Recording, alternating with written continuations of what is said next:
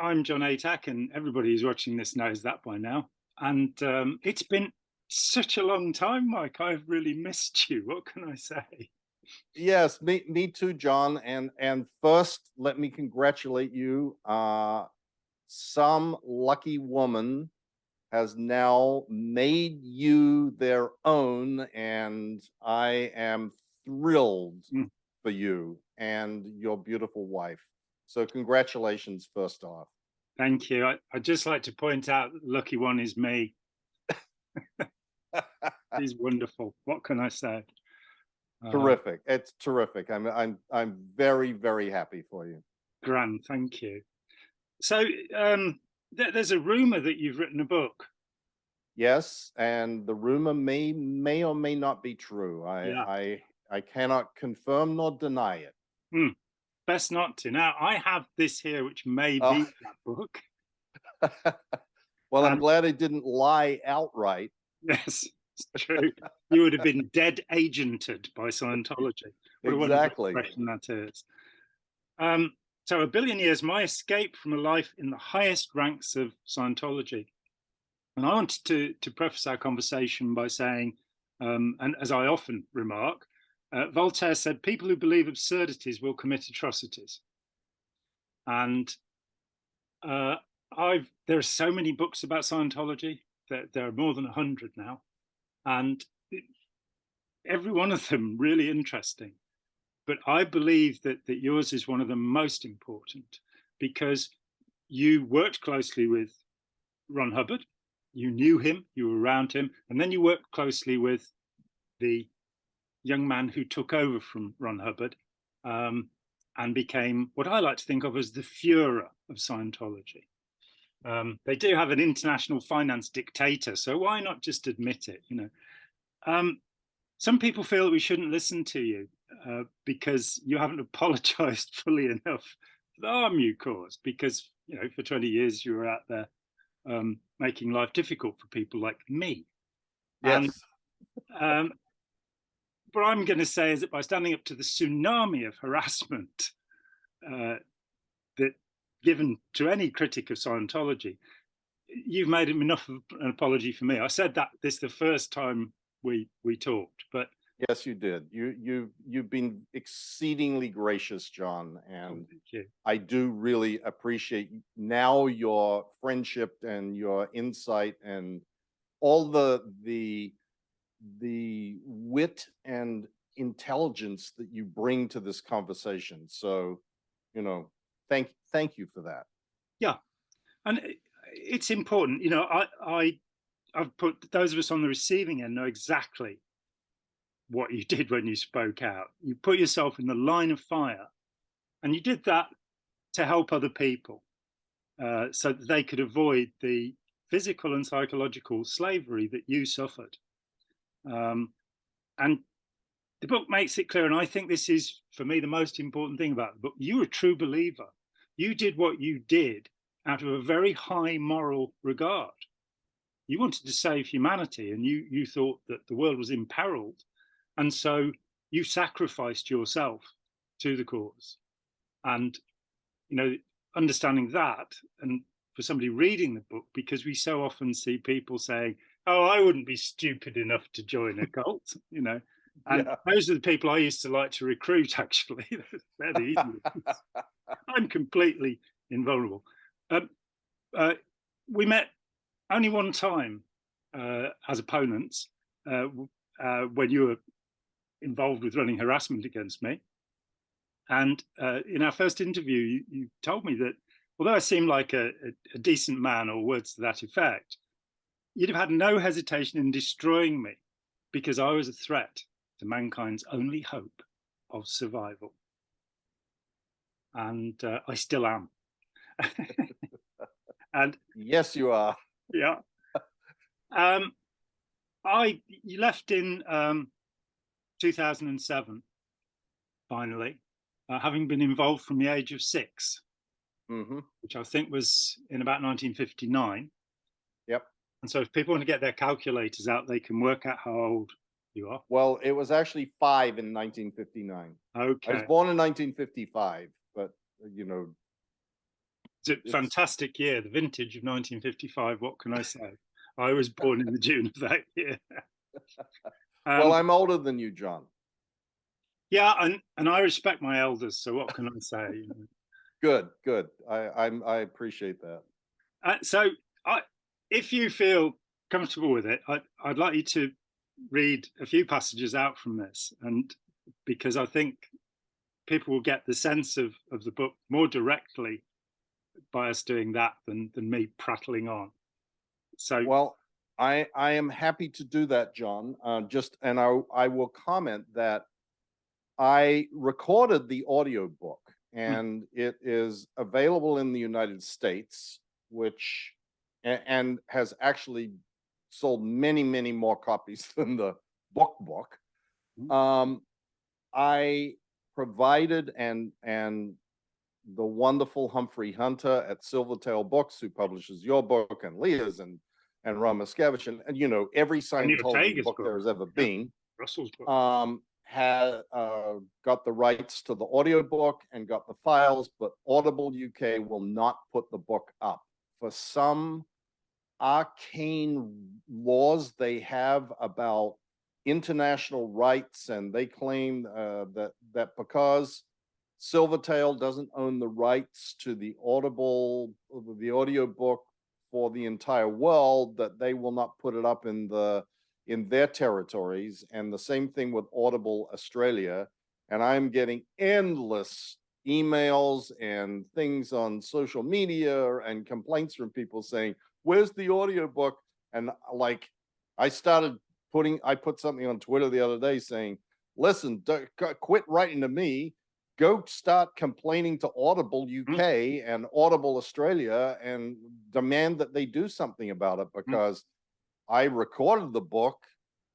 Silvertail has the Audible rights and the audio files, have tried to upload it, tried, and have been frustrated at every turn. So I just say that in preface to reading this, because this is the only place you're going to hear it. That's exactly right. John, the John Atack show is the only place that you in the UK and Australia will be able to hear me reading any sections of the book. Dear. I will do my best. Yes. So do you want me to start, John, yes. or do you want to you just want me to start reading this thing that you had noted here? Yeah, the little. All right. I could no longer tolerate the mental and physical stress that had been mounting after years inside the highest echelon of Scientology's international hierarchy. The physical beatings, the malnourishment and lack of sleep, the constant humiliation. I had been taught since childhood that the WOG, anything outside of Scientology, world was dangerous, degraded, and dark. But now it seemed less so than the Scientology world I was living in. I had reached the point where any fate would be better than the continued torture of life near the top of the self-proclaimed most ethical and enlightened group on earth. From a Scientology perspective, I was committing the ultimate act of betrayal that would damn me for eternity, deserting the only group that could save mankind from a hopeless future of ignorance, pain, and suffering. Stepping across the threshold meant that everyone I had known, including my family and all my friends and acquaintances, would be dead to me. To be accurate, once I took that step, I would be dead to them, at least to all those who were Scientologists, and that would be almost everyone I had known since the age of 6. It's such an incredible thought, you know, that I have a friend who, she was 2 when her parents got involved, and I met her when she was 37. And because she had not known anything else in her childhood, she'd left 16 years before. She'd gone and got a university degree, but she had no points of reference in the world, which is exactly your case. So believing that Ron Hubbard was let's face it, the Messiah. You know, he used the Buddhist term Maitreya or Meteya, the savior of all mankind. This, you know, if we don't do what he says, as he said, the whole agonized future of every man, woman, and child on this earth depends on what we do here and now in Scientology. I've made this joke often before, which is, why is the word agonized in there? Surely with Scientology, the future won't be agonized. I think he may have been being truthful there. At 17, you were awarded a full scholarship to the University of Adelaide. And Yes. rather than doing that at 18, you went half the way around the world to Portugal and joined the Apollo. Yes. Which is was a cattle ferry, the glorious flagship of Scientology. The pinnacle of the Scientology world, the ultimate reflection of everything that Hubbard had to offer the planet and mankind. Yes, it was really something. And you know, Hubbard was the greatest expert ever on everything. Yes. Including management and, you know, how to run a happy ship's company and all of this. Your passport was taken. You had gone there to train as an executive to run the Australian organization, and you're then told that pretty much you've been traded by the Australian organization, and it was said to you, you perform whatever duty you are assigned. So that was you. Could you perhaps read us the next section, which begins with the word walking? Certainly. Okay. Walking into the men's dorm was an onslaught to the senses. The overpowering odor of sweaty bodies and dirty clothes filled the pitch dark, airless room. There was no porthole, view, or even a light. There was no air conditioning. My room at home seemed like a prince's palace, a vision from a past life I wish I could teleport back to. Guided by a flashlight, the birthing in charge suggested I hold onto the back of his shirt and follow him closely.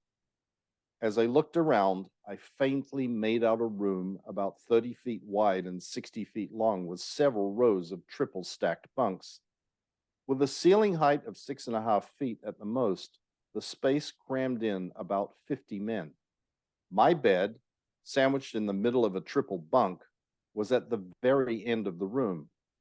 Because the Apollo operated on both day and night shifts, there were always people sleeping, and thus no lights. There were also no closets in the men's dorm, so people hung their dirty clothes on hooks next to their beds. Nor were there laundry facilities other than buckets to wash your clothes in salt water and then give a final rinse in precious fresh water. I felt like I had arrived in the black hole of Calcutta. The showers were no better. 30 seconds was all we could get, as there were only 3 or 4 showers available on the ship, and always a line of men standing waiting for their turn. Fresh water was extremely limited, and it was not hot, so I couldn't bear much longer than 30 seconds anyway. I managed to be as efficient with my time as possible, following Hubbard's written directives on how to take the quickest shower. Turn on the water to get wet, turn it off to soap up, turn it back on to rinse off. I managed to get to bed that first evening, but I had to get out of the bunk to turn over, since my hips were too wide to roll over without hitting the metal frame of the bunk above. As I lay there struggling to breathe that night, I thought, what the hell have I gotten myself into? I also wondered what my parents would think.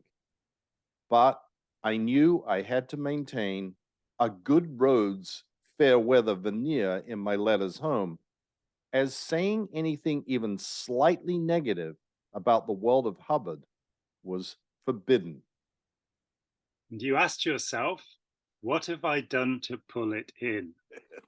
Exactly. Because there's this twisting of the ancient law of karma in Scientology that anything bad that happens to you is because you've done something bad. Hubbard took Kama Vipaka, the traditional Sanskrit, and turned it into the overt motivator sequence. He was capable of damaging the language at every stage. This man, he just had the least poetic term, the overt motivator. But John, let me just comment about that, because I've been asked about it quite a lot recently with respect to the ongoing Danny Masterson trial. Yeah. And I have made clear that, like everything else in Scientology, this is an absolute. This idea of what have you done to pull it in isn't just a cliche, and the overt motivator sequence isn't just a word salad of oddball terminology cobbled together and sort of it's a loosey-goosey thing. No, this is a very, very hammered in concept that if I walk out the front door of my house now and get run over by a car, that the Scientology response to that is to sit me on an e-meter and ask me, when did I run someone over with a car? This overt motivator sequence, the overt being the act of doing, committing a transgression against the morals that are dictated by Scientology, and the motivator being then the desire to have the same punishment meted out on me because of what I had done in the past, is an absolute law in Scientology. It's not a parable, it's a law. So if you get raped, the Scientology response to that is, who did you rape before? And it is the ultimate in victim blaming. Like literally, you can't get more blatant about blaming the victim than this concept in Scientology of the overt motivator sequence, which gets shorthanded into something that's every Scientologist says, knows, and understands. What did you do to pull it in? Yeah. And there's only one person in the known universe to whom this never applied, and that's Ron Hubbard. So and now David Miscavige. It's true, actually. Now two people have achieved. Well, actually, three, John. There is another one that I always say: the organization itself. Yeah. Nothing ever happens bad to the organization because they've done bad things to people. It's always because the SPs are out there, the merchants of chaos, the government, the psychs, somebody is out there doing terrible things to Scientology. Scientology, it never fesses up and says, well, according to what did we do to pull it in? It's because we have, held people against their will. We've taken their money. We've broken up their family. We've done this. We've done that. So that actually, it's Hubbard, the organization, and now David Miscavige. And so, Hubbard's constant ill health, which in anybody else in Scientology would be considered what is called PTSness, which is a confusing expression, being a potential trouble source, somebody who might harm Scientology, that is. But if there's anything wrong with you, it's your fault. It's something you pulled in, it's something you did. And it makes it very hard to assign responsibility properly in the world, because it would be, well, those 6 million Jews, they pulled it in. Right. Exactly. And of course, the Kabbalah cult says something quite similar about them, but we won't get into what Madonna believes at this point. So when you were first saying, and we covered this in other talks, so I'm afraid that our audience are going to have to go and watch those. But you were assigned to make sure that nobody spoke to Bruce Welch. And after we first talked about that, it was funny because other people came and told me. And apparently the reason that Bruce Welch was being held incommunicado without being communicated to, and your job was to make sure that communicated to him, was because he said he was going to kill Ron Hubbard. That's what I didn't know that until I saw that you had said that recently. I went, Oh, that's interesting. I had no idea. Yeah, and the lie about him not being communicated to, Karen de la Carrière told me about this because she was working with Hubbard at the time on the Class 12 program. In fact, it was the Right. Class 11 program that Welsh was used for. Hubbard was actually having notes pushed under the door to tell him things. But this is where Hubbard claimed that he had found the cause of insanity, and we no longer needed psychiatry. And all you have to do is send somebody to Coventry, ignore them completely, and they'll get better. Normally science would have, well, we're expected to have a gold standard of 1,000 people who've been checked for a study, and that must then be replicated. Hubbard didn't need that. One person was enough. And what happened to Bruce Welsh after he got off the ship and was never heard from again, we don't really know. But Right. I also found somebody who knew him before he was confined who said that he was a really pleasant man, really sweethearted man. And it seems that he'd worked out that there was something fishy about Hubbard, and Hubbard had worked out how to shut him up. But let me scroll down a little on my under machine. You then, again, we've talked about this at length, and in the book, there's a wonderful description of it, what is called the Rock Festival in Madeira, where you found yourself pretty much surrounded by a howling mob who wanted to tear you to pieces, and you managed to escape. You have to read the book to find out more details of that, or go and watch the talk. I sort of went through the book and pulled out certain phrases because they really struck me. And one of them was you saying that you had the most important job on earth, that anybody who was working directly under Hubbard's orders, you were like the 12 disciples, you were really important, really important people. I remember talking, Nora Beth Crest, she talked at a conference I gave in Toronto in 2015. And she said that she tried to get a day off. And if she tried to get a day off from the Sea Organization, she'd be told, think of all the harm you're doing to millions of people by squandering your time, that this is so precious. And so you're wound to a full intensity. You are not allowed to sleep properly. You're malnourished because a diet of beans and rice is really not enough for people. And you're constantly being badgered and pushed around. And you have this bizarre idea that your statistic must always go up. You must always be able to produce more. Now, it doesn't take much of a stretch of logic to say if you're milking cows and you've got 7 of them, you are not going to every day get more milk out of those cows. Well, I don't think so anyway. I think there'll be a certain leveling off. So there's yet another trap built into this, which when you add it to the idea that you're responsible for everything that goes wrong around you, means that you will be completely introverted.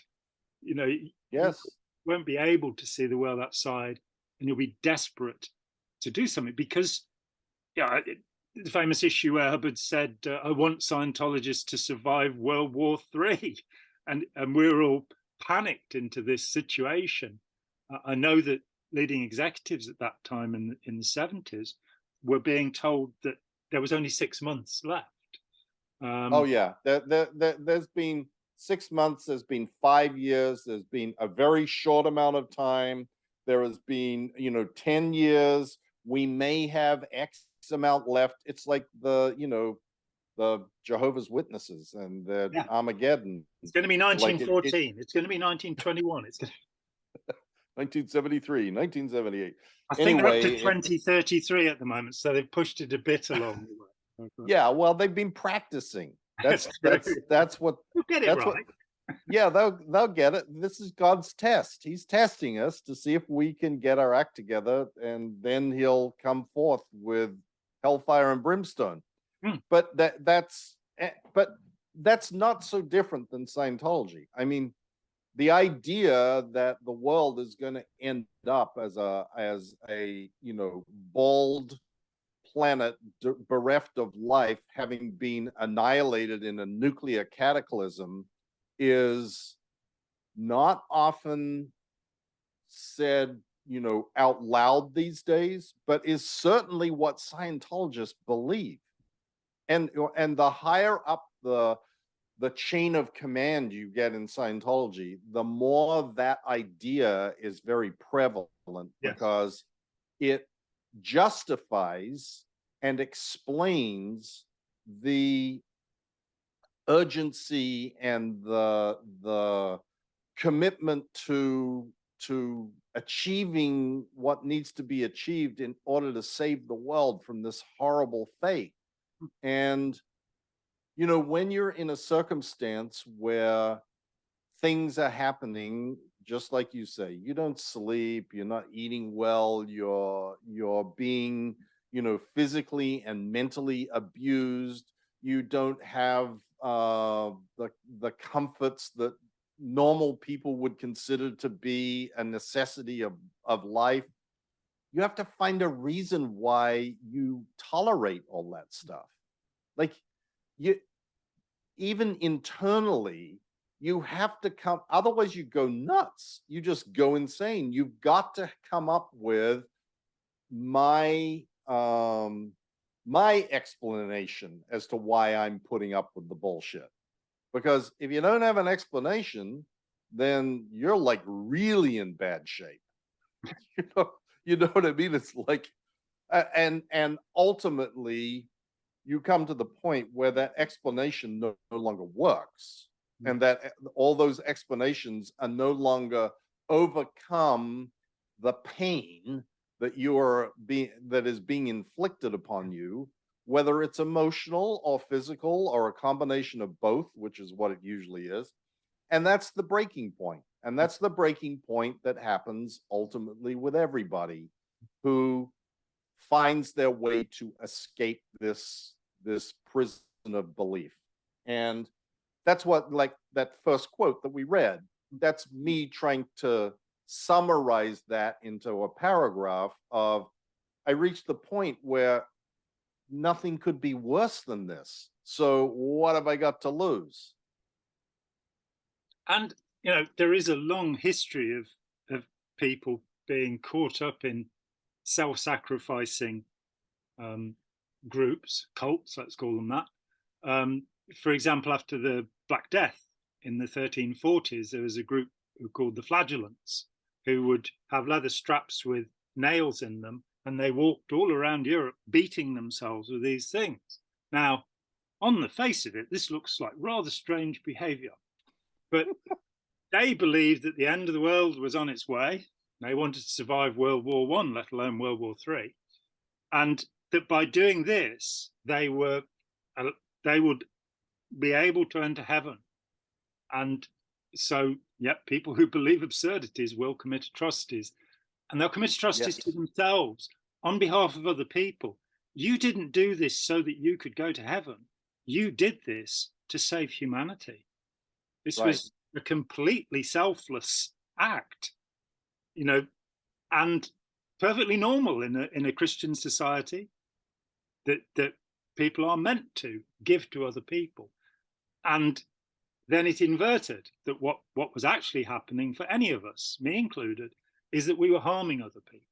Yes. As well as ourselves. Yes. I know I'm going through my notes running the sequence of the book, so it's not necessarily, it's just what caught my attention, my magpie attention. You have snitching rephrased as reporting on others is inherent to Scientology culture. And that's just as it was with the Gestapo, just as, so much runs in parallel in Scientology. Nobody has done this, and maybe they should, with what Mao Zedong did in China. I am pretty sure that at some point Hubbard read Lifton's book about thought reform in modern China and applied the principles.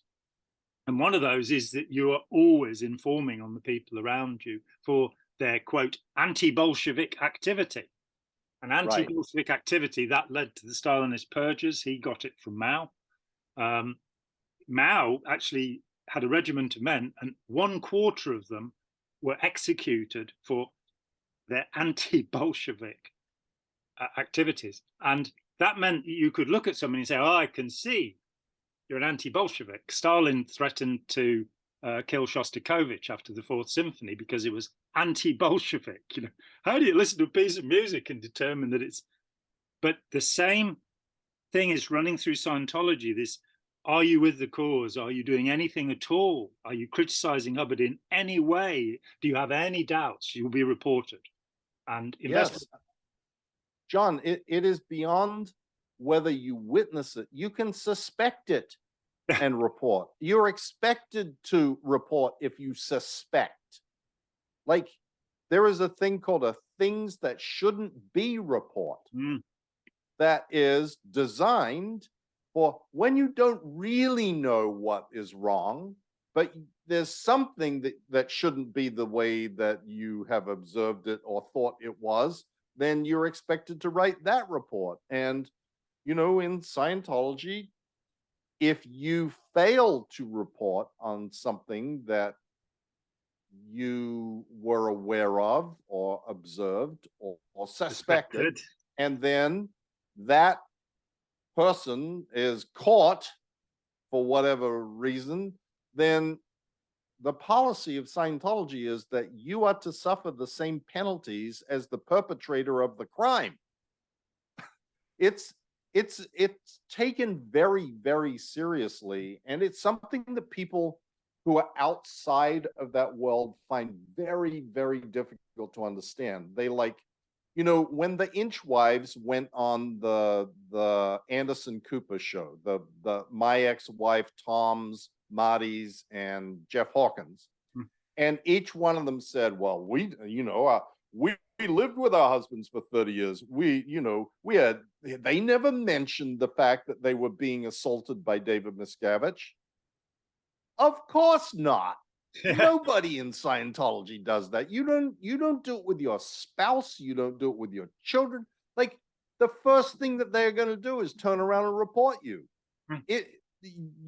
And this concept is so difficult for people to grasp who have never been involved in this level of thought control organization, that you would fear disclosing something to your spouse because they would report you and then get you into trouble, is like, seriously? No, that couldn't possibly happen. Oh, yes, it does. And how? I exit counseled, let's use those terms, Robert Vaughan and Stacey Young, 4 years after they'd left Scientology. But, Vaughan, or Von, I meant to pronounce his name Von. This is difficult for me. He called me John, and I called him Vaughan. Lovely guy, I thought. But he was seriously still wanting to believe in Scientology. He was the man who announced Hubbard's death. He'd been the top of public relations in the US for some time, in the Guardian's office. And when I talked with them, this thing came out that for 7 years before they left, at about the same point, they'd both gone, I really don't want to be involved in this, but I'll lose my spouse. And so they didn't tell each other for 7 years. That is the climate of fear. And let's say, Dante Alighieri talked about the circles of hell. Well, you progress through circles to become more and more fervent, to become more and more involved, and to be more and more enslaved psychologically. So critical thinking is not going to help you necessarily. You're obviously a very smart man. You got a full scholarship to Adelaide University, and yet you use your intelligence to buttress the ideas of Ron Hubbard. Right. And John, one of the things that I really tried to do in my book was portray my thought processes. Yes, which you did very well. And this was not easy. When I started writing this book, I originally did it. I like outlined a timeline, and I was always worried that, I wouldn't get everything exactly right, and that I don't have any records of anything. I just have my memory. Meanwhile, Scientology knows every plane flight I ever took, every stamp in my passport, every hotel I ever stayed in, everywhere every person was, how much money I spent, blah, blah, blah, blah. And so I was sort of, they'll nitpick little bits and pieces and say, well, look how stupid this is. He says, blah, he was in Paris in 1982. And blah, blah, blah, blah. In any event, I sort of finally overcame that. And I had this skeleton timeline, and I started filling it in. And I sort of worked went all the way through, filled in all the details that I could. And that was sort of the first draft of my book. And frankly, it was written like a legal brief. It was just the facts. Here we are. This is what happened. Then I went here, and then that happened, and then I went here, and then this person did this, and then I did that, and then suddenly I found myself blah, blah, blah, blah. And I got a wonderful editor to assist me with this book. And she basically became not just my editor, but my therapist. Yes. Because what would happen is she would read a passage, and then we would talk on the phone. This was during COVID, and we would talk on the phone, and she would say, tell me what you were thinking here. Now, tell me what you were feeling. What was your emotions? How was your family reacting? What is Kathy saying? And one of the things that is very difficult to recover after a history in any length of time in Scientology is the idea or the ability to express emotions. Yes. Emotions are hammered out of you in Scientology, starting with the TRs, but particularly for people who are on staff, and then particularly for people who are in the C organization, the idea that case on post is a detrimental thing, and that case on post consists of emotion about anything. Like literally, like if you have emotion, you have case on post, and emotion is a bad thing, and empathy is a bad thing, and sympathy is, oh my God, sympathy is like all the way at the bottom of the barrel of humanity is those sympathetic people, the simpering wimps of the world, do-gooders. Yeah, this was the hardest part about writing the book, was trying to recapture what were my suppressed emotions, and now bring them to the surface and put them on the page. And I realized after a while that what she was saying to me about how important this was, and it was like every day, John, every day. Look, we've got to hear you. You've got to impart this. This is what will make this understandable to people.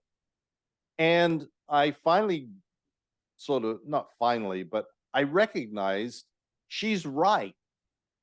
If you can impart, here's what I was going through, there is a hope that people will be able to understand it better. And I think that was the value of the Aftermath show, was that there were people who were recounting their personal experiences and how they felt about it, what it was like.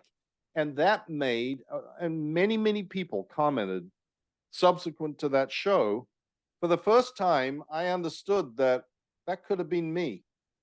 That this is not, the cults are not the haven for the hopelessly insecure, incompetent, stupid people of the world, that they attract also intelligent, good, kind, empathetic people. and that it's not a reflection on the goodness or badness of someone that they got themselves involved in a cult or a bad relationship or all sorts of other things. And my real hope about this book is that it speaks to a much broader audience than former Scientologists or even former cult members, because my sort of gold standard that I was seeking to emulate in my own less than amazing way of doing it was Tara Westover's absolutely wonderful book called Educated. And that book had a profound impact on me when I read it, and I think it's had a profound impact on a large number of people around the world who have read it and seen life through the eyes of someone who experienced something that they thought that they could never experience, but oftentimes many people have experienced similar, maybe smaller, maybe different, maybe in relationships, maybe in their job, maybe in dealing with the PTA, who knows what, but they've had experiences and they can see, gosh, you know, if Tara Westover or Mike Rinder or whoever, John Atak, can come through this and emerge out the other side and change their life for the better, then so can I. Yes. And so I hope it's a message of hope and not just a story of horror. Yeah, it's not just somebody grizzling about how they were abused. It's very much not that. It's about that progression that we go through. There's so much in that. I mean, the first thing is that from the outside, people think that followers are suffering from what's called dependent personality disorder. And there's not been enough work on this, but there has been work on it. And the suggestion is that, in fact, people who join authoritarian groups have no higher ratio of dependent personality disorder than you'll find anywhere else in society. The same, in fact, is true for terrorist groups, with the exception of those who strap on the suicide belts. There is a higher proportion there, but they usually get a 3-day training before they blow themselves up. And they're weak and vulnerable people. The next point is, I've talked a great deal over the last few years about weaponized empaths. And it was Hannah Whitfield, you know, who I met 40 years ago, nearly for the first time, 35 years ago, who was very helpful to me. And the thing that's noticeable about Hannah, and that everybody says, is she's so sweet. I know. She's such a sweet person. And yet she was the first brutal ethics officer. You know, she talks about keeping the radio operator awake for 5 days because Hubbard had ordered to do it, which would in fact kill you if you didn't sleep at all. There would have been micro-sleeping. And the way that she dealt with this as an empath, having been ordered that he'd got to stay up until a new radio arrived, was she stayed up with him. Right. So right. That was the first clue to me that, and it's a weakness. Sociopaths, people who are sadistic, whatever term we want, tyrants, you know, bullies, authoritarians, they don't care. Yes. And they can then, if they sell you a bill of goods that says you're doing good in the world, they can get you to do these things. It is possible, looking at his own writings, to say that Himmler, who was the founder of the SS, the head of the Gestapo, the Minister for the Interior, and probably one of the craziest people ever lived, was doing what he did out of empathy. He does not appear to have been in the least bit sadistic. Well, it's funny you mentioned Hannah, John, because, you know, I first met Hannah in 1974. And at the time, Hannah was the scariest person to me. She was the head of what was called AVU, the Authorization Verification Unit. You literally tiptoed by where she was working behind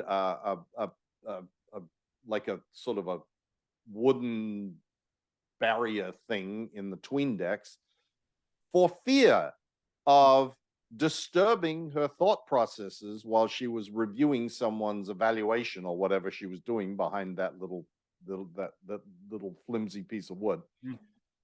And she was like terrifying to me. Mm. And it's not actually that Hannah had ever done something to me personally. It was her reputation. She was like, everybody knew this was like the queen, and she was a Hubbard, favorite, and she'd been around, and she was a commander, and she was this, and she was that. When I came to know Hannah after leaving and spent time with her and Jerry, and I was like, if you can turn Hannah Whitfield into an authoritarian monster, you can turn anybody. You can twist anybody, because Hannah Whitfield is the kindest, sweetest, gentlest, soft-spokenest person that you could ever come across. And it's I actually hadn't really considered that until you just mentioned that. And I'm like, oh yeah, Hannah was one of those people I was terrified of when I was in the Sea Org. She was like, oh my God. They were called, she was one of the vixens, wasn't she? One of the women who had been, and Hubbard, of course, in 1951 is saying, women shouldn't be allowed to do work. They should be, in the kitchen. In Science of Survival. But then you see this thing, and I saw this, a friend of mine briefly headed the Guardian's office legal department, and his wife was in the Commodore's messenger organization. So when he was sent to be punished at Gilman Hot Springs, his wife was in charge of punishing him. And that inversion, that using the female of the species to punish the male, was something that Hubbard, ran along for a fair while. I mean, and Mary Sue Hubbard was, again, you've got this bizarre thing. I talked with Ira Chalef over the years. He's a dear friend. We go back to 1977. And he said that, he hated, he really disliked Hubbard. He couldn't be around Hubbard. Hubbard was a horrible person. He was always shouting and bullying the Maitreya who was going to save us all. But he really liked Mary Sue, and there was nothing I could do to dislodge this. And he's sort of going, well, overboarding was started by Mary Sue, not by Ron, when she keel-hauled Otto Rose, put him on a rope and dragged him under the keel of the ship, under the hull of the ship, which could very easily have killed him. So again, she seems, many people talk about her empathy, but she was a weaponized empath. She was willing to do whatever was necessary on behalf of her husband, and not even on behalf of Scientology, because I'm not really sure that she believed in it, frankly, from what I've heard. She questioned him often and called him a charlatan. But she went to prison so he wouldn't have to.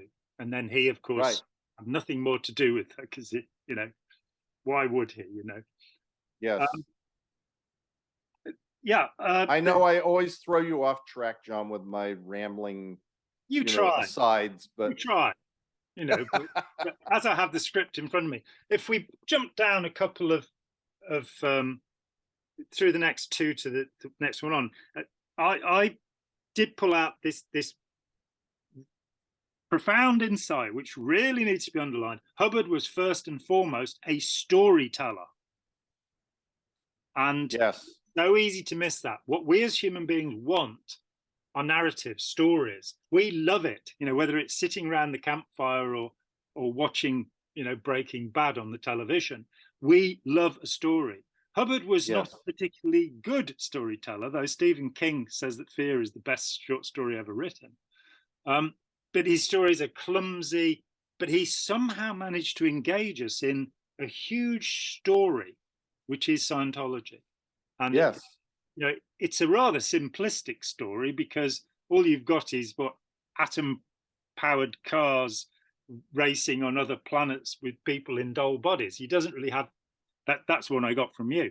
That he would sit and tell you this stuff, and you'd be going, "Oh wow, incredible!" And then you go, actually, when you look through all of his books, he doesn't seem to have many stories. But by engaging us with the stories, we're all in what he called the mystery sandwich, where we're waiting to find out what the outcome is. So, just want to put a red line under that for everybody, that it's a very good observation on your part.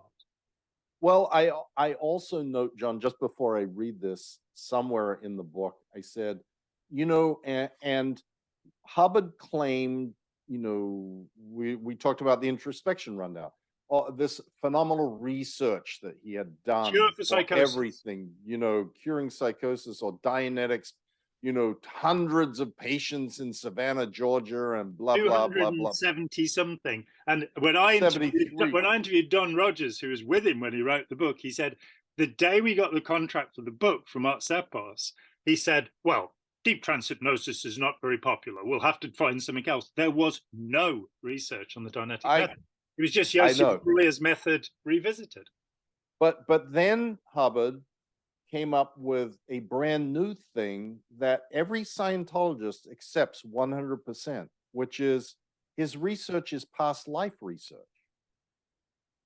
History of Man, the most insane book that has probably ever been published. I don't mean just in Scientology. I just mean and you made me bloody read it as well. I hadn't read a Scientology book for 40 years. And you said, let's do a show about history of man. And I read it. And when we started, you said, you didn't read it, did you? Yeah, it was grueling. 90 pages of cack, But that was the start of this idea that Hubbard could pluck this infinite wisdom from his infinite past.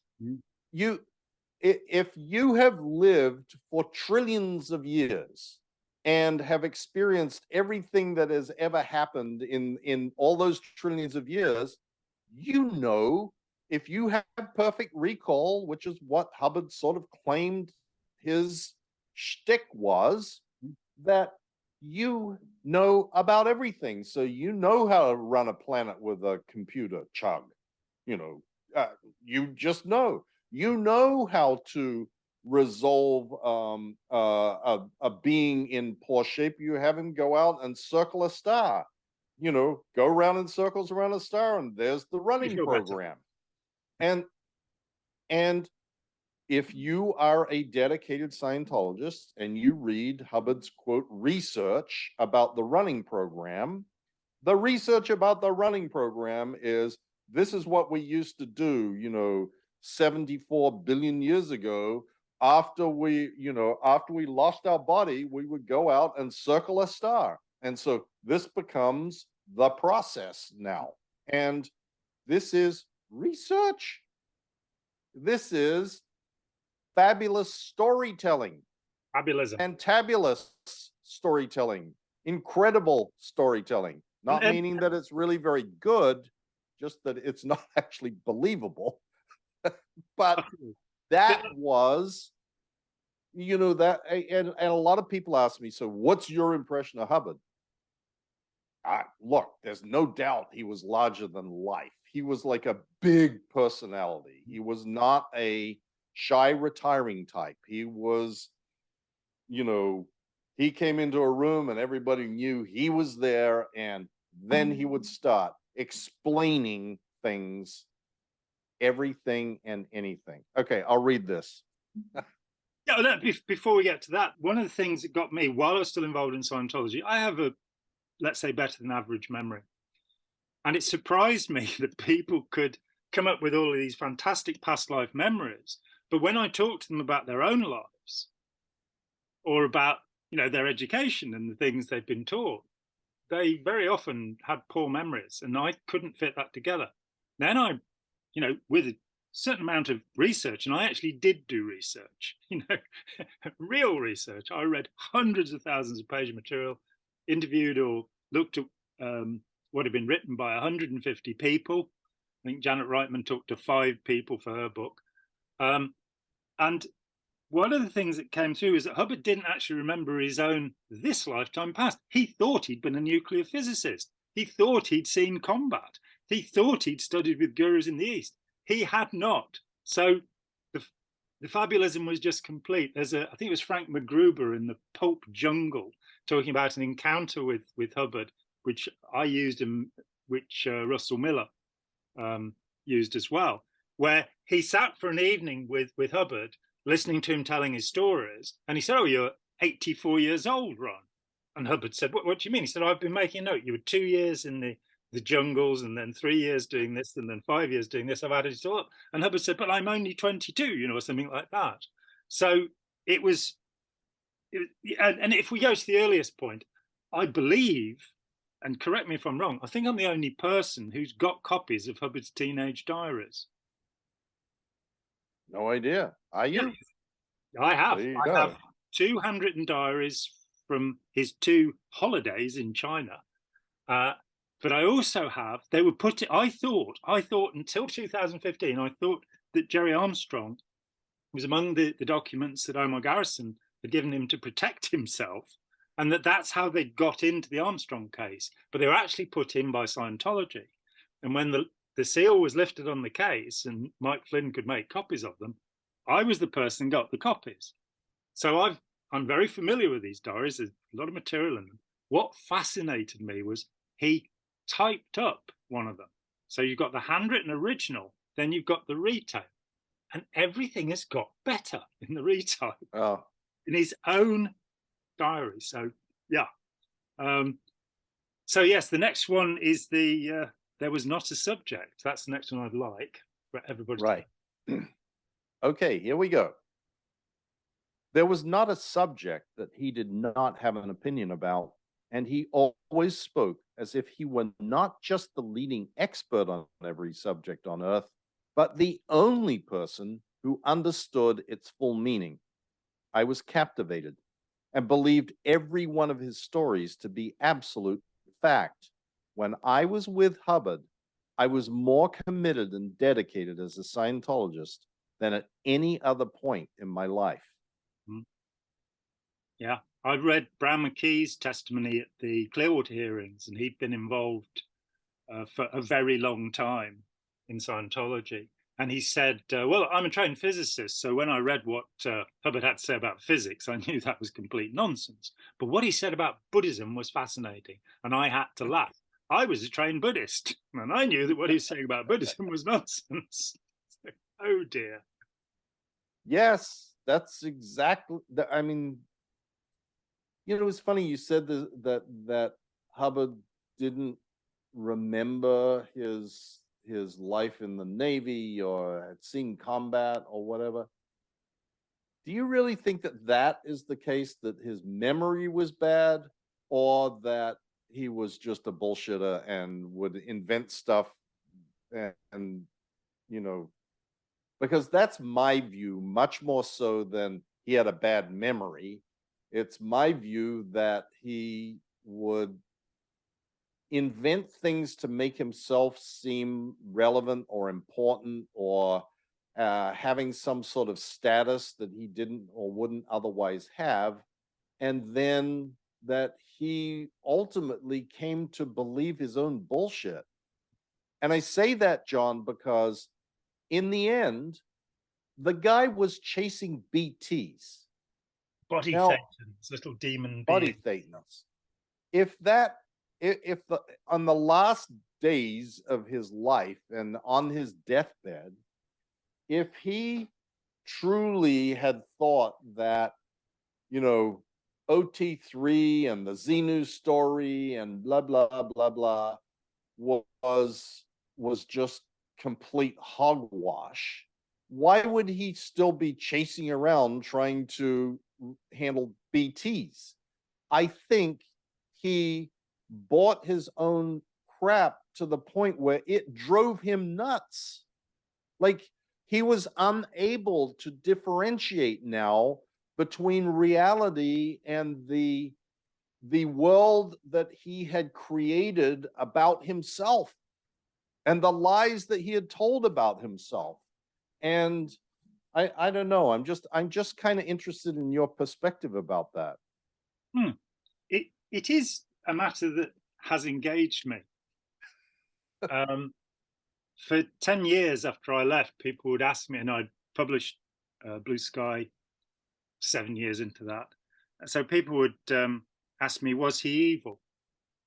And that was, it took 10 years before I felt that I'd gathered enough material to make a pronouncement. So the thing is to say, if he was insane, then he can't be held to be responsible, and therefore he wasn't evil.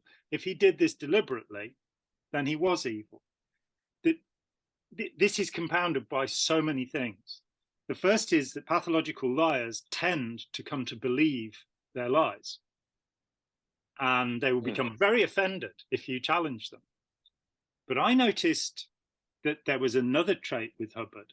Because I read so much material, talked with so many people, it seemed to me that I never heard the same story twice. I think I collected 22 autobiographical accounts, some of them internal, like the Tompkins biography notes, some of them public, like the Introduction to Mission into Time. The same story was, the details changed. So, for example, he became a blood brother of the Blackfoot Picuni people at the age of 2, at the age of 4, or at the age of 6. Now, we know, and this comes from the Blackfoot Picuni themselves, that they never had any blood brothers. And of course, Tree Manyfeathers, who was an 8th blood and a Scientologist, decided in a personal ceremony to retroactively make him a blood brother. And that, has been held on to by such scholars as Gordon Melton, as if it were some kind of truth. But the point is that whenever he told a story, he changed it. Now, one of the foundations of Scientology is the idea that the universe exists because we don't perceive it properly. We do not see it as it is. We have to alter is it. So we don't see it as it is, we have to change it.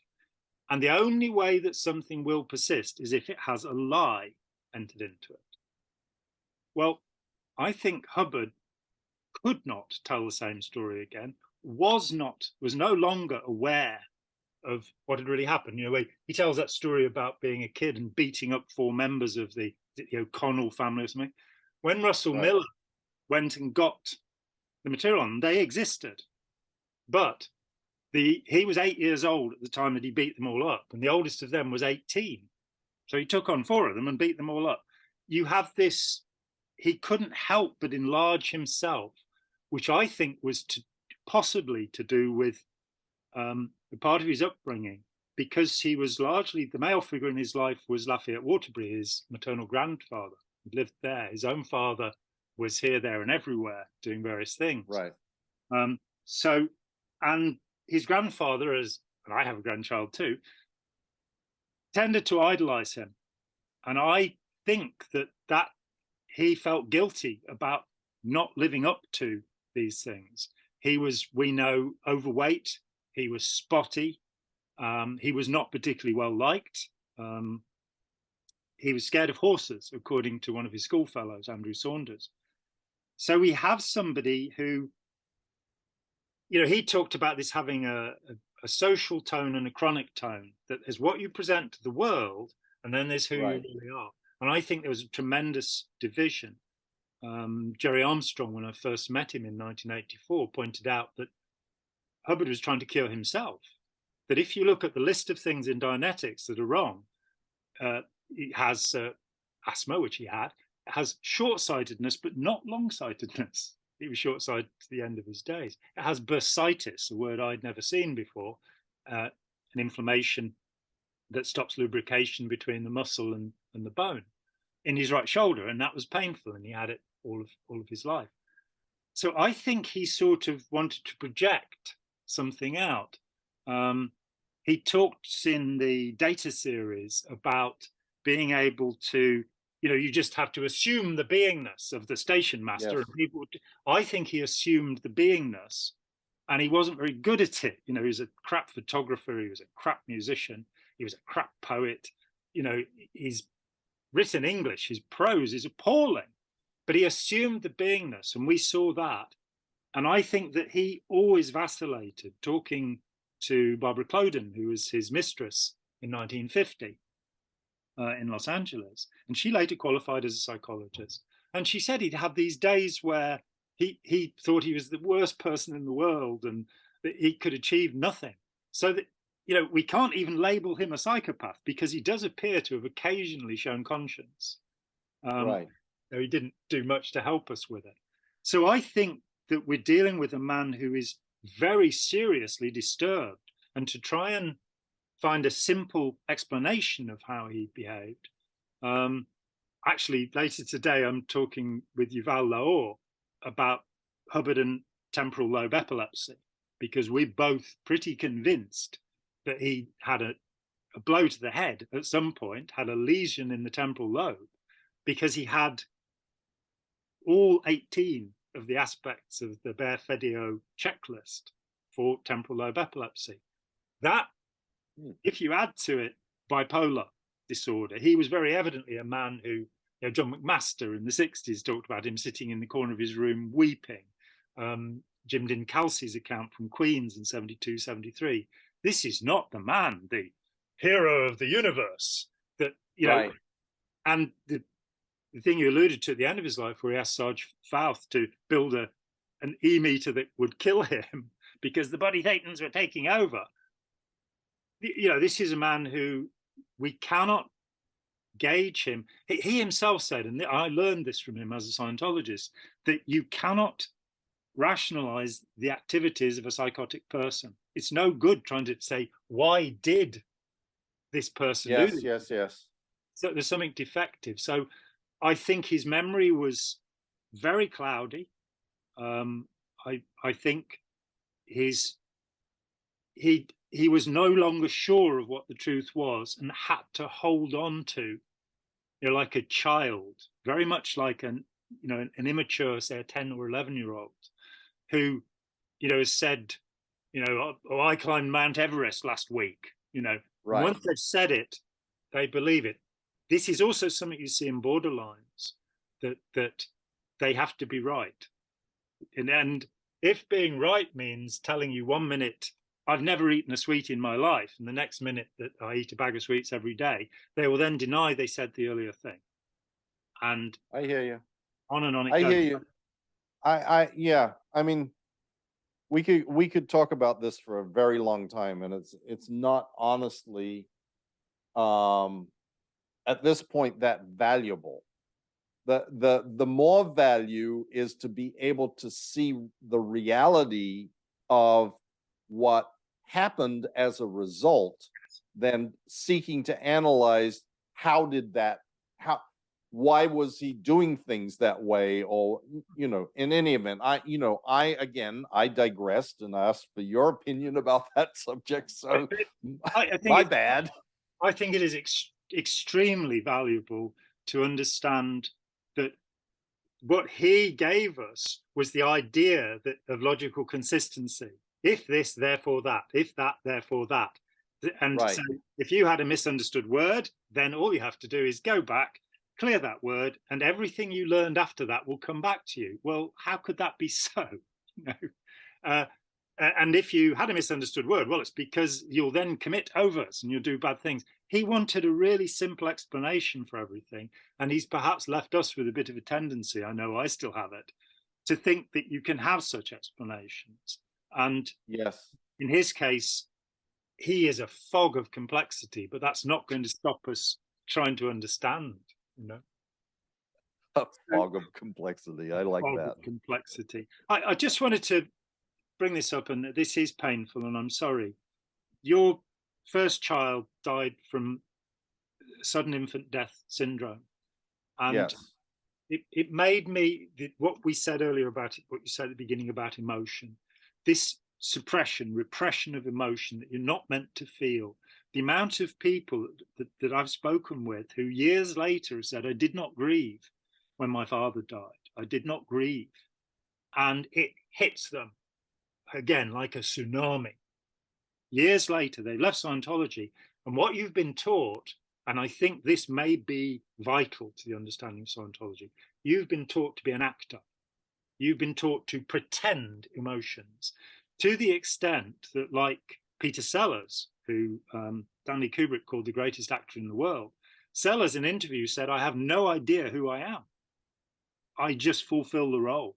And I think we as Scientologists, you know, the attempt to always be enthusiastic or cheerful at least. Again, when I first met Jerry Armstrong, he made the very wise point that the tone level of members of the Sea organization was fear. Yes. But what you had to project to the world, you know, as somebody outside of the Sea Org in 9 years, I had no idea of the abhorrent things that were being done to Sea Org members. And I would spend time with them, hours and hours. Yes. Would never come up. Then after I leave, this guy says to me, Steve Kay, lovely guy, he said to me, he'd been an Ron Hubbard communicator. And he said to me, you know, if your socks smell, you can turn them inside out. I went, no, I just put a clean pair on, like every day, actually, Steve. And realizing that that was part of, you know, the elite core who were going to run the world, that they didn't have time to wash properly.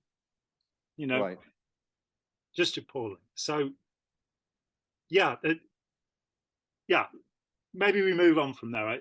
I don't want to, you know, poke around in the grief that you must inevitably feel. Oh, no, it's all right. It's all right. You know, there was another thing about writing this book, John, that it was exceedingly cathartic in finally getting to the end. And I say in the book, you know, I used to have nightmares about twice a week, terrible nightmares that would wake me up of I'm back at gold. I can't get away. It was like, it's classic PTSD phenomena. Just like, and honestly, I don't think that there is another person that I have spoken to who used to be, who used to work at the gold base, who hadn't had similar nightmares, like just across the boards. And I say in the book, I got to the end of the book when I finally got it all out and finally sort of, you know, expressed all the feelings and emotions that I had, that I stopped having nightmares. And I have not had any subsequent to that. So that's wonderful. Talking about this stuff now is like, I don't have a problem talking about it. Do I feel, do I have emotion about it? Certainly, but it's like appropriate. It's not like I'm trying to not have emotion or have emotion, or trying to present something that isn't the way that I feel or anything. It is what it is. And, you know, I don't mind talking about my experiences. I am very much of the view that I cannot live in regret for what has happened or what I have done in my life. All I can do is look to the future and think and act about in a fashion that will make things better. Knowing what I know now, what can I do to make things better for myself and other people, those around me, and strangers? So I'm, you know, I don't have any problem about any of these topics or subjects whatsoever. I couldn't agree with you more that to feel remorse and then not in the Catholic sense make an act of contrition to do something about it. When I left Scientology, I hadn't done anything horrible to anybody because I was a public Scientologist. I'd had a fine time. I'm the only Scientologist I've ever met, and I've met more than 1,000, who can say I was never abused or humiliated. I am, as far as I know, unique in that sense. But the guilt that I felt that I had contributed my energies to this group, which had been doing so much harm, meant that I had to stand up and go public. even though I very quickly found out what happens when you do that. But I felt ashamed of that. And then after a few months, so it probably took about 6 months for me to go, well, I've talked to a few hundred people now, and I've launched Reconnection magazine and all of this stuff. And I'd like to go back to painting pictures. Thank you very much. Writing novels, the kind of stuff I do in real life. And I kept going because I also had this feeling that it was necessary to expose evil in the world. So I kind of went, well, what are the worst cults in the world? And they're the intelligence agencies. Come on, let's be honest about it. You know, what the KGB and the CIA and MI6 and all these people boss in South Africa, the things they've done, you know, going around killing people and blowing things up, horrible.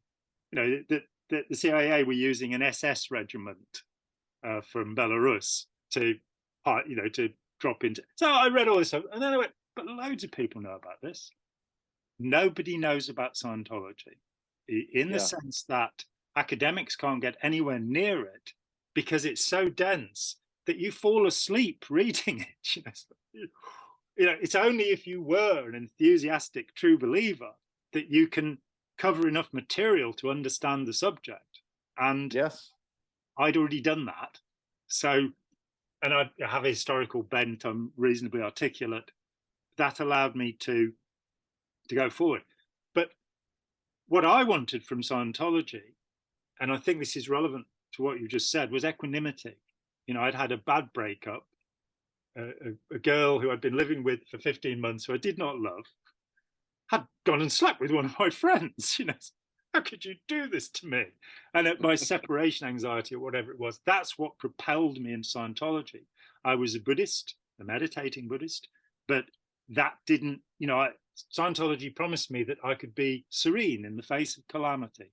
It took me many years, into my 50s, really, to go, that you are just trying to wall yourself off from the inevitable. Terrible things will happen. People will die. You will lose things. You will, you know, horrible things will happen. What really matters is the relationships we have with other people and how genuine they are. And in Scientology, none of those relationships are genuine, because the minute somebody's declared a suppressive person, you don't like them anymore. So well, much. even worse than don't like them, you hate them. Yeah, and you kind of like to destroy them, just as you wanted to destroy me at that day back in the 90s. Exactly. Okay, I've got us up to passage beginning. I had arrived outside Miscavige's officers' lounge, just to give us some idea of the status of David Miscavige. I had arrived outside Miscavige's officers' lounge, a large room with a piano, big screen TV, game tables, and the like, ostensibly for SEOG officers, but reserved for his use exclusively. I was waiting in the dark on the adjoining patio before being summoned inside. Instead, Miscavige burst out of the door and rushed at me like a bull charging a red flag. He pushed me into some bushes and I toppled over backward. He lunged at me again, hitting me in the face and kicking me while screaming, "You cock-sucking motherfucker, you fucked me again, you piece of shit." For the life of me, I do not recall what my infraction could have been, and I'm not even sure I knew at the time. There would be dozens of incidents of Miscavige physically assaulting me to follow, and many, many more with him hitting, kicking, or throwing objects at other senior executives in Scientology. The acceptance of this abuse was perhaps the ultimate manifestation of the doctrine of "you pulled it in." It's not what someone did to you, it's what you did to cause it that all good Scientologists look for. Yeah. And this is the leader of a religion. Yes, sirree, Bob. I have one personal point here, and you may or may not know the answer. Tantalizingly to me, you mentioned Laura Terrapin. Now, I first heard about Laura Terrapin from a man who has become one of my dear friends, who had been working with the Cult Awareness Network for years, not because of any involvement he or anyone he knew had had with cults, because he is a genuinely empathetic man. His reputation was destroyed because people believed that he was a party to what she was doing. I just wondered how much you were involved with Laura Terrapin and what you knew about her.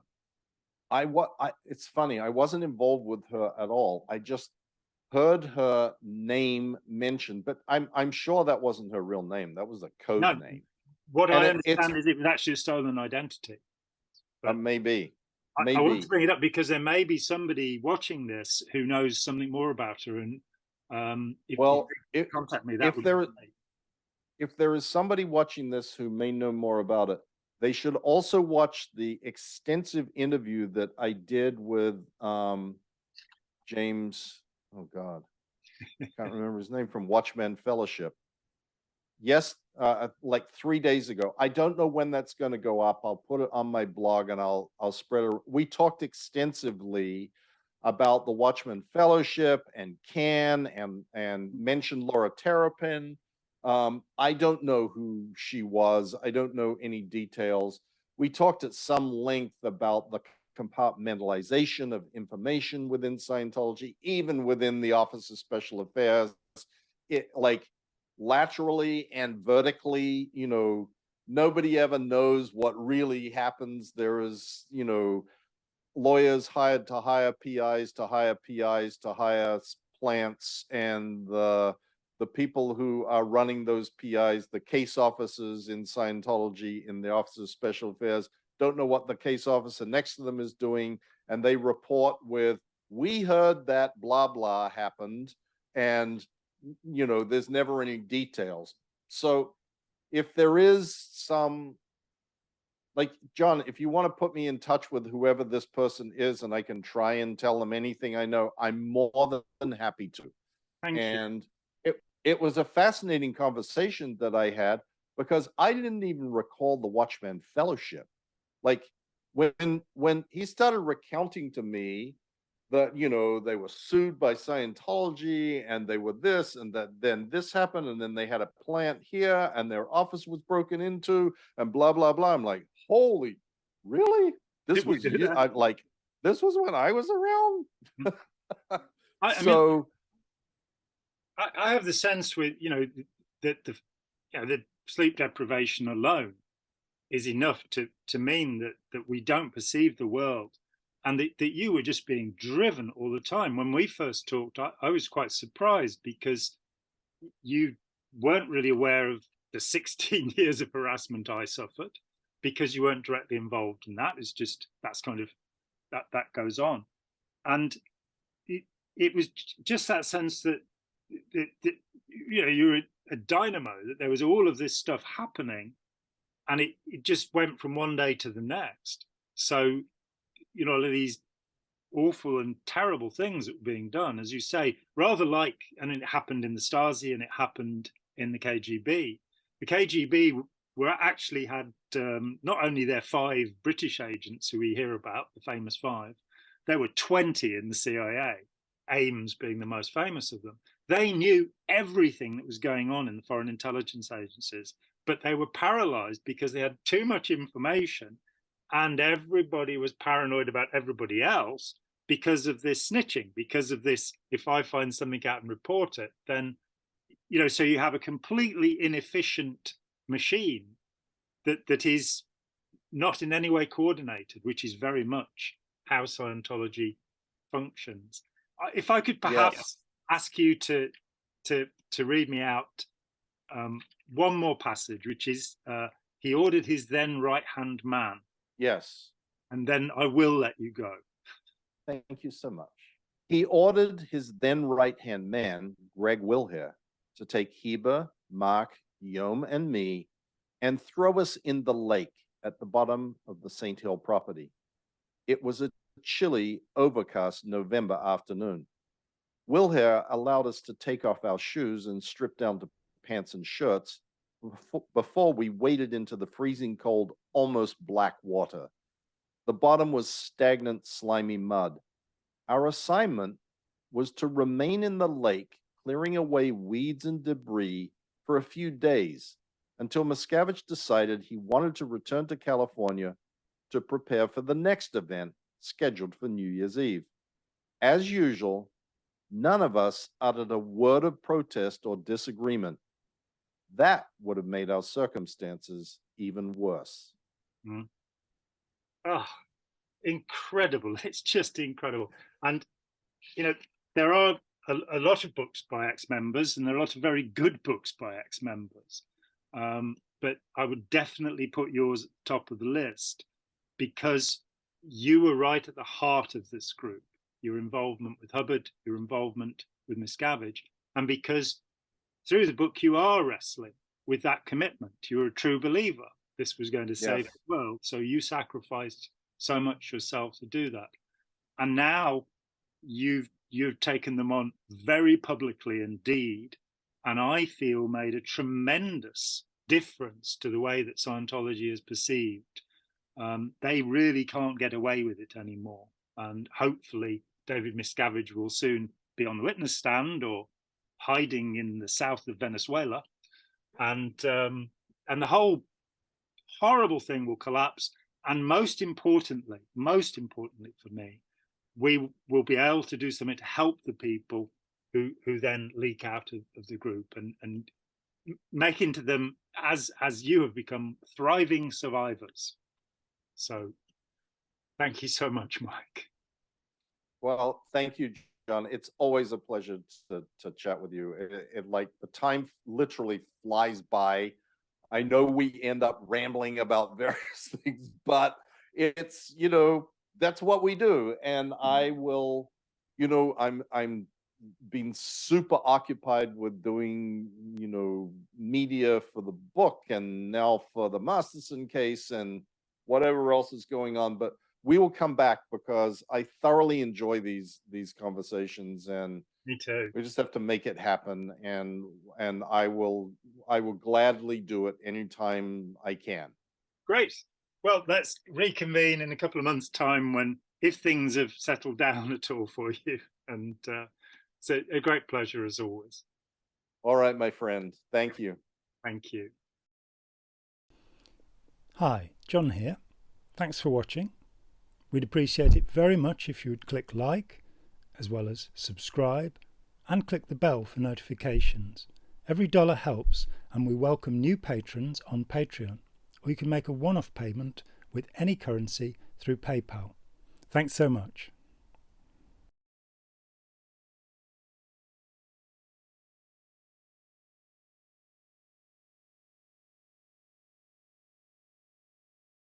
I cannot confirm nor deny it.